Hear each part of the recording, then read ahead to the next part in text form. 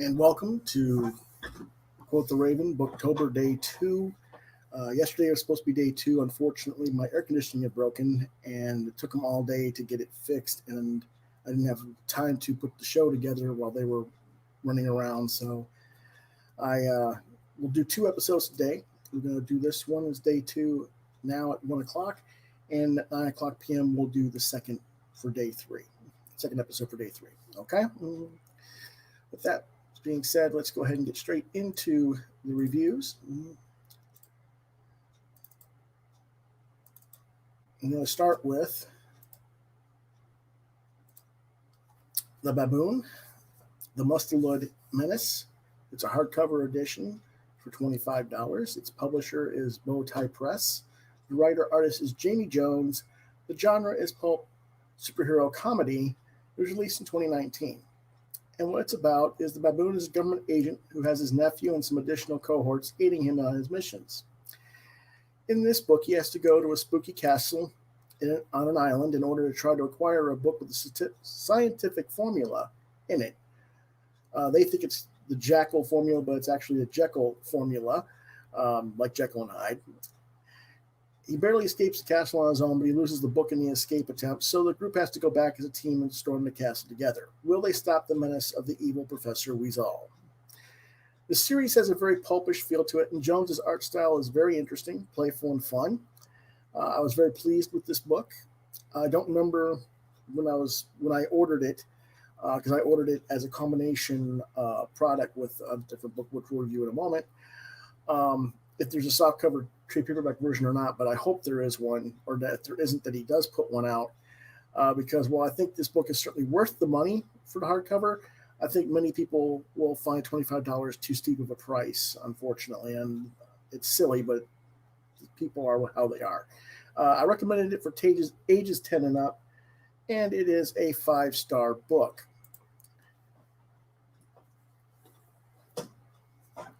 This is the actual book. As you can see, nice, solid hardcover.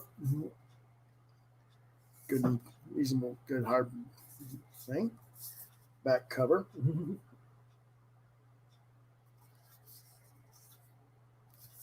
I'll take a quick look inside and some of this cool stuff.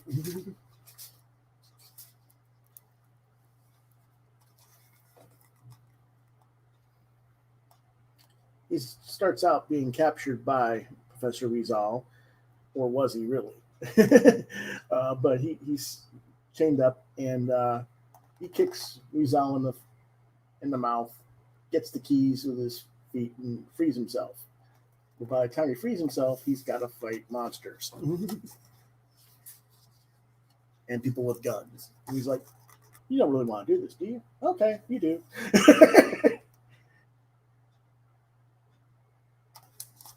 It cuts back to his time talking to his cohorts before he goes into the situation on the castle.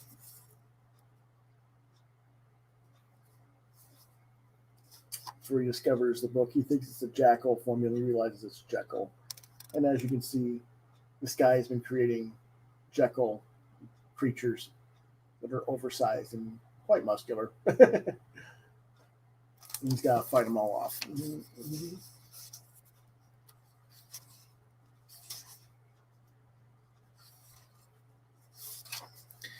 He's already escaped, and they've helped him escape, and he's talking to his boss. He's like, "Well, I hope you got the book." "Oops. Oh, no. We have to go back." It's a fun book. Let me take a little more look at this. As you can see, it's got a very pulpish noir feel to it, but it's also very cartoony and family-friendly looking art style. Highly recommend it. Our next book is the other half of the combination I ordered, and that is the Baboon and Pink Lemonade Jamboree one-shot. And it is also by Bowtie Press. It is $5. It's written by Jamie and Nick Cagnetti, who's the creator of Pink Lemonade. Art is by Jamie, not Jamie's. Um, Art by Jamie Jones and colors by Nick Cagnetti. And it's a superhero team-up adventure. And what this particular story is about is the Baboon and his nephew Jamie, also known as Monkey Bones, go to a comics convention where they bump into Pink Lemonade. Jamie sees a giant OJ bot on display and runs over to see it when the Baboon and Pink Lemonade bump into each other and are having a pleasant discussion when, unbeknownst to them, an old enemy of the Baboon turns out to be the handler of the OJ bot, and he kidnaps Jamie, and the duo pair up to rescue him. Again, very pulpish, but all ages level fun, and highly recommended. Again, ages 10 and up, 5 stars. Let's take a quick look at some of that artwork. This is a little 2-page spread of them at the convention. There's right in the smack center of it is the Baboon and Jamie. And of course, right here on the left side is Nick Baghetti and Jonesy James, their alter egos, as creators there at the table. And it's just a cool thing. Very cartoony, very fun to look at. Our next book is back issue 21 from publisher Tomorrow's. It's $9.95. There's various writers and artists represented in this book. Genre historical review and news, and it was released on September 2nd of 2020. And what it's about is celebrating the 50th anniversary of Roy Thomas and Barry Windsor Smith, Conan the Barbarian #1, as well as Conan at Dark Wars and other barbarian characters in comics over the decades, including Iraq Son of Thunder, Gray Morrow's Edge of Chaos from Pacific Comics, The Warlord from Mike Grell, and the toy line that came from the Warlord line of comics, and other articles. And as per usual, it is a well-rounded magazine, as one can typically expect to see from Tomorrow's. It is recommended for ages 15 and up. It is a 4-star book. The article that really enticed me in that particular magazine was the one on toys. Apparently, Remco, who did the Warlord toys, got sued by Mattel because it was too close to He-Man and the Masters of the Universe. And there's an article about that whole thing and how that panned out. And I thought that was really interesting because I had thought that those action figures actually came out before the Masters of the Universe, and they didn't. So it was quite interesting article on historical perspective on that. And I enjoyed reading that. As far as the other stuff in the magazine, it's just, I won't say typical, but I mean, it's typical for Tomorrow's back issue magazine. But there's just a lot of interesting tidbits in there, here and there. So if you like Conan the Barbarian or you like that type of theme and you didn't get it, you might want to ask your retailer to back order the issue for back issue 121 from Tomorrow's. Our next book is The Black Terror, Seduction of Deceit, Book 1, $4.95. Publisher is Eclipse Comics. Bo Smith and Chuck Dixon are the writers. Daniel Brereton is the artist. And the genre is crime noir superhero. This was originally released in 1989. I got this from my dollar bin books that I got with my friend John Norris a while back. What it's about is by day, Ryan Del Vecchio is a mobster and assassin, but at night he takes on an even darker persona, that of the brutal and horrific vigilante, the Black Terror, all while hiding in plain sight amongst the heirs of the Capone mob family. Just what are his motives?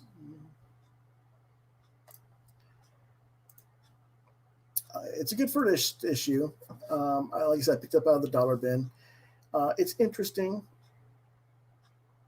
Brereton is at the very early part of his career here, and his art's kind of rough around the edges. He hasn't mastered his color palettes, as he does later in his career that he's become known for. But the base style of who and what he is as an artist is still featured here, and I found it to be very intriguing to look at because I've been a fan of Brereton, but I discovered him later in his career. So for me, seeing this earlier stage of him it was very. It's like looking at some, an earlier artist and how they're developing, and you kind of see where they started from. And I wasn't expecting it that way, I guess, because first off, I didn't realize he'd been around that long in comics. I thought he got in the early 90s. Well, it is kind of 89 is like the mid 80s, early 90s, but I thought he'd come in like 5 or 6 years later, actually, for some reason. I don't know why. That might be when I discovered him was 5 or 6 years later. So I haven't got the rest of the stories. I just got that one issue, and the story's okay. It's good enough that I might look for the rest of the story just to see how it goes. But if I do, it's because of Brereton, not so much for Smith and Dixon's script. I gave it a 3 stars, and it is a mature reader's title. Let's go ahead and go on to our next book, which is Darklon the Mystic. It's a $2 cover price from Pacific Comics. This is another book I got out of the dollar bin a while ago. The writer-artist is Jim Starlin, very well-known artist, with colorist Glory Cohen, Basilio Armaro, and Joe Chiodo, which is a name that kind of popped up in my eyes, made my eyebrows raise a little bit because of the release date. The genre is science fiction fantasy, and it was released in November of 1983. I did not realize Chiodo had been working as a colorist that long ago. But then again, I didn't pay that much attention to colorists, and I think Chiodo was really getting his peak as a popularity in a colorist about 10 years later when he was working for Image. So for me, it's probably when I discovered it was a little bit before that. So just realizing he'd been around that long was a little bit of a surprise. What it's about: Prince Darklon must make a pact with the evil Nameless One, whom his ancestor banished from our plane of existence, I should say, decades before, in order to save the life of his father from traitorous enemies. Sacrificing his soul to the evil entity, he becomes an all-powerful mystic and sorcerer and frees his father, and then becomes a recluse, renouncing his claim to the throne. But his father has no choice but to then order his son's death, for the law says there can be no successor to the throne if a bloodline still exists. And the two end up dueling to the death. It's very much a similar shtick to Starlin's Dreadstar work. So if you like that, you'll probably like this book as well. Mature readers book. There's some nudity in it. There's some heavy violence in it. It's 3.5 stars. Let's take a quick look at some of the artwork.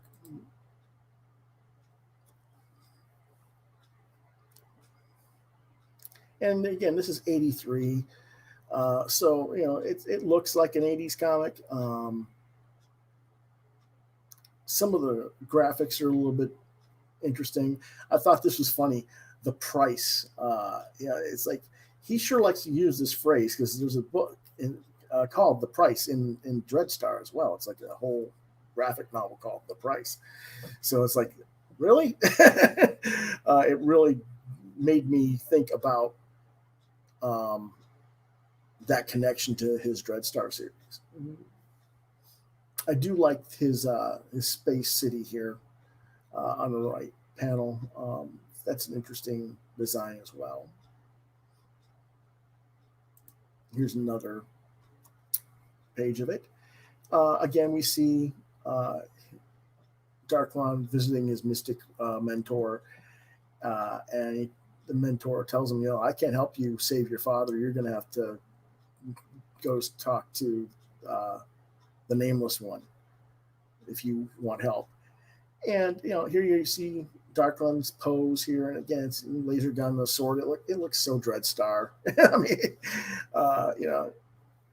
it's interesting that it's like that.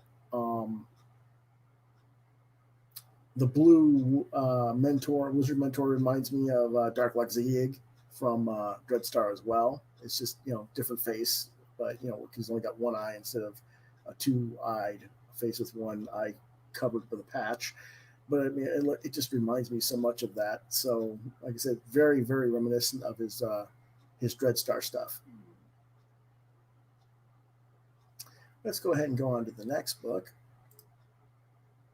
and that is Judge Dredd False Witness number 3 of 4. The publisher is IDW Publishing. It's $3.99. The writer is Brandon Easton. The writer is Kei Zama. The colors are by Ava de la Cruz. The genre is science fiction, and it was released this past week, October 2020. And what it's about is the chase is on as Matthias Lincoln is trying to get the information to expose the refugee kidnapping ring that he uncovered before he is caught and played out as their patsy and goes to jail. He finds Judge Dolphy, who is actually a refugee herself, that Matthias helped pass the judge's inspections when they were younger, and thus she is corrupt, in my opinion. And of course, she betrays him, and eventually Dredd catches up to him. But will Judge Dredd listen to Lincoln? One more issue to go. I'm waiting to see the payoff, but so far it's just been an average comic. It is a 3-star rating for ages 16 and up. I wouldn't normally get this book. The only reason I got this is because Brandon's the writer. And, you know, it's not bad by any means, but it's not the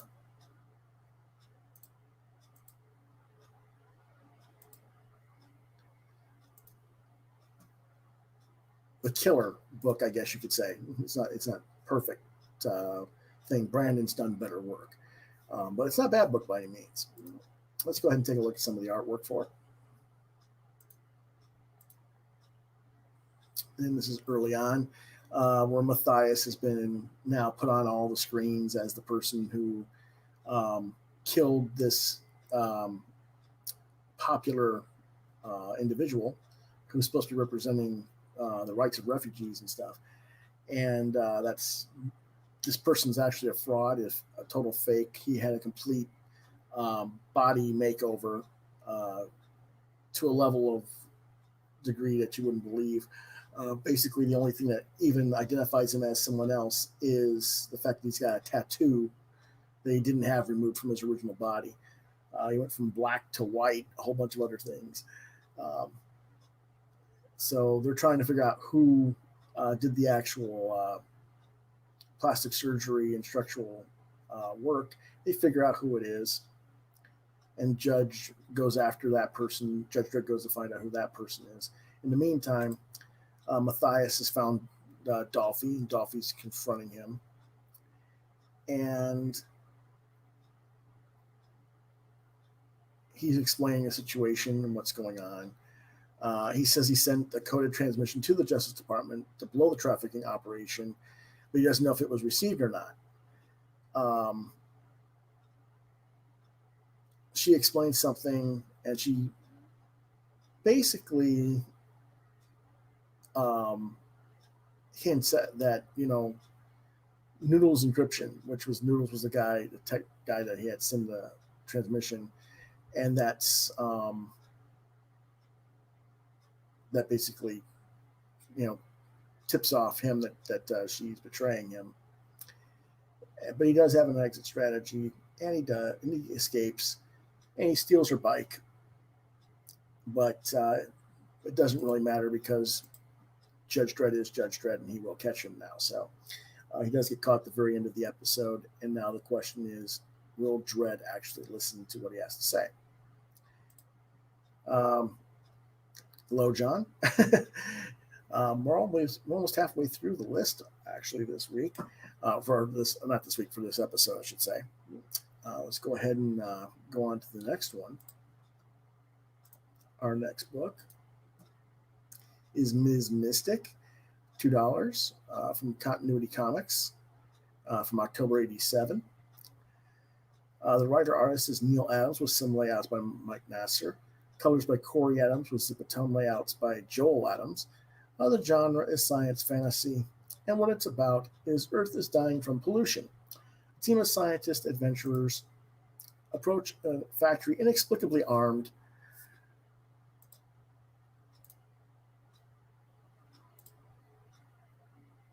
With more high-tech weaponry than most U.S. military has for the defenses. But somehow they manage to overcome these odds and free an entity, Ms. Mystic, who is a witch from over 300 years earlier who will now champion Earth against those who would pollute it. Okay. It's an average comic. Neil's art is solid as always, but his story is wonky as hell. But that's nothing new with Neil Adams. Not sure how well continuity did back in the 1980s, but I seem to recall this book had a cult following. Recommended for ages 15 and up. It's a 3-star book. I got it because Neil Adams. I like Neil Adams' work. But when he writes his own stuff, it gets kind of trippy, to say the least. So a lot of times it just doesn't make a whole lot of sense. But, you know, I don't buy Neil Adams written stuff for the writing. I buy it for the look at the art. I'm just being honest on that. And for $1, I'm not going to complain. Let's take a look at that art.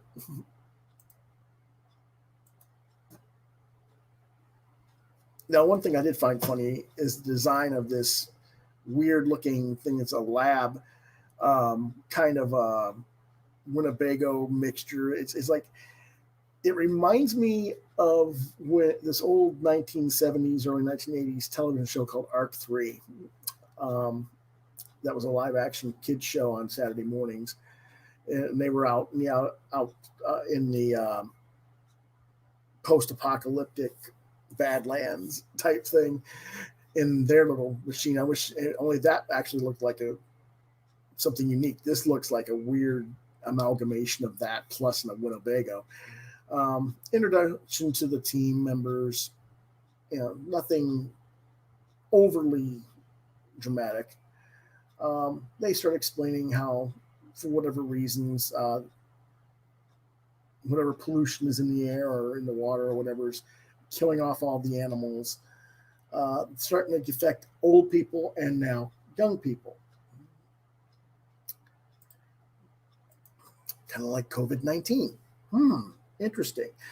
I know, although COVID-19, as far as I know, isn't affecting animals, but it could, I suppose. But, this is kind of a weird thing when you see this being done in 87 and people were predicting pandemics like this.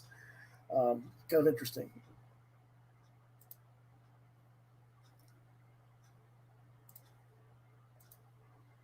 And here's another piece of artwork. Ms. Mystic is zapped out of into unconsciousness by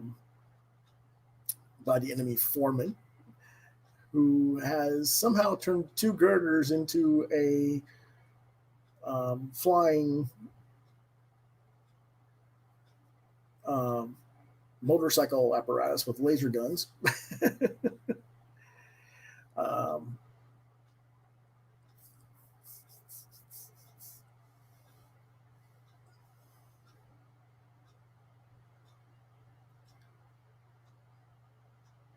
But she makes contact with the Earth and deflects that laser beam that he shoots and takes him out in the next page of the story. But it's okay, it's, like I said, I'm getting this mostly for, I got this mostly for the Neil Adams art, not so much for the story. One thing I did find interesting in the book was this ad that was in this middle of this book for Bucky O'Hare. I remembered that Bucky O'Hare came from Continuity Studios, but I didn't realize that they had a T-shirt at that time. I think it's hilarious. What do you mean the new Bucky O'Hare T-shirt's only got 2 sleeves? He's got this duck that has 4 arms. It's not fair. I'm being counted out here, 2,000 copies hardcover, signed and numbered, $40. I was like, that's interesting. It kind of feels a little bit like today's crowdfunding books in a way, because there's a 52-page color graphic novel hardcover. That would be like what we would spend today on a crowdfunded book from Kickstarter or Indiegogo, and that was 87. So it kind of shows you how far ahead in a way that that Adams and company were thinking, in a way.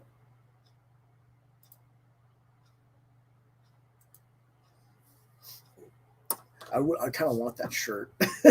Unfortunately, I don't know if graffiti. I know graffiti doesn't have them anymore. I wonder. I'll have to see if I can get a hold of Adams or Joel or somebody and see if they would remake those, because that would be a cool thing to have. Let's see what else they got this week. We have OCTOBRIANA, 1976 mystery. It's $10. The publisher is Outlaw Comics, Ad House Books. The writer-artist is Jim Rugg. The genre is underground punk hero.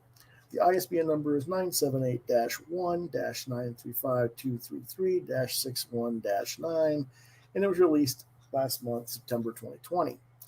And what it's about is in the 1960s and 1970s, OCTOBRIANA the Devil Woman was an infamous underground cult figure published in the magazine Progressive Political Pornography in Russia. Jim Rugg has taken this icon and brought it to the American audience. This book has the same chaotic flair as Rugg's Street Angel and raises it a bit. The tone is much darker and more aggressive. It captures the rebelliousness of the Progressive Party in Russia from that era, and some of the earnestness that makes Street Angel so charming is replaced by cynicism and a sense of political loathing in this book. The story is very solid. The art, however, is what makes the book, particularly in production, which is akin to that of blacklight posters. Rugg does a very sharp work throughout, does a really good job on his color palette for the blacklight work. Let's take a quick look at this. I do like the effects under the black light, but it's done very smartly so that if you don't have access to black light, you can still read the book just fine and not be missing any artistic value. Basically, the pinks and yellows are more vibrant. The white shows up as a bright blue. A few other effects that are arguably might seem like it gives us the art a slight added level of depth perception to it when you have the black light effect on it, but it doesn't. The depth of the art itself is not lacking when without the black light effect. I think $10 is a reasonable price point for the book, given the production levels involved. But I don't know if I'd spend that much money per issue if it was coming out as a regular series. Based on this one issue, the story isn't strong enough for that, I think. And once you've seen the effect of the black light, it's not like that would be enough to make me come back again over and over. I don't know if Rugg plans to do any more like this or not, but I'd like to see more story and plot focus to it if he does. This was a fun one-off, though, if that's all he intended to do. It is a mature reader's book. There is nudity in it. There's pretty heavy violence in it, decapitations. That's why it's Outlaw Comics. I gave it 4 out of 5 stars.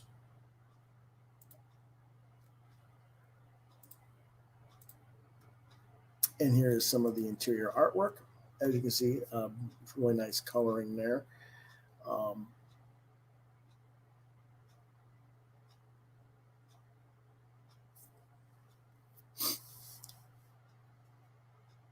Brianna's fighting a monster and flips into a tank.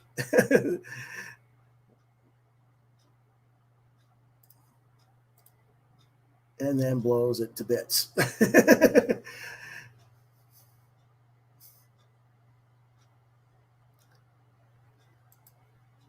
Now, unfortunately, I can't really show you the blacklight effects right now because it's daytime. So maybe on this evening's episode at 9 p.m., I'm going to try, because I do have a black light, I'll bring the book out and I'll try and show what the effect of the black light looks like. So that's something for folks to look forward to in the next episode this evening at 9 p.m. That pretty much ends this episode, but tonight at 9 p.m., like I said, we'll see what we can do about looking at OCTOBRIANA in full color and with the black light. And we're going to review, let's see, Starside 1 through 3. That's by Dylan Klein and Lane Bretschneider. And his name's Jordan Chow, if I remember correctly, is the artist. Alienated, 6 out of the final issue of the Alienated miniseries by Cy Spurrier and Chris. I want to say Wild Goose, I think is his last name. Alternate Comics number 4, Indie Magazine number 11 from 1995. And The World is Made of Cheese, also known as the Cartooning Manifesto magazine from the Center for Cartoon Studies out of Pasadena, California. That'll be tonight's episode, which will be the day 3 episode for Booktober. And then tomorrow on Sunday, we will have another 1 p.m. episode, and we will be reviewing Interim. Well, actually, we're just going to open up the short box and review all the short box books that I got from the UK. That would be Interim, Dead End Jobs for Ghosts, Trimming Dog Adventure comic. She Would Feel the Same, Outspace, and then some additional books as well. And I'll also have some questions to answer tonight about Booktober as well. So we'll see you again this evening. In the meantime,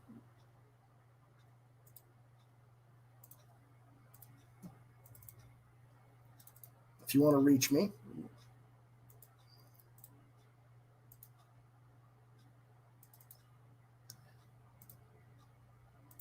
you can reach me on Facebook at lewis.brightraven, at DeviantArt at deviantart.com/brightraven, on YouTube at Quoth the Raven Lewis Brightraven. You can email me questions at quotheravenlbr72@gmail.com, or on Yahoo at lewisbrightraven at yahoo.com. The podcast is normally on Thursday nights at 9 p.m. Eastern Standard Time, but we will be doing daily podcasts throughout October around 1 to 2 p.m. For Booktober. So hopefully we can get everything settled, and we will see you guys later this evening. Thanks for watching, and until then, have a good day.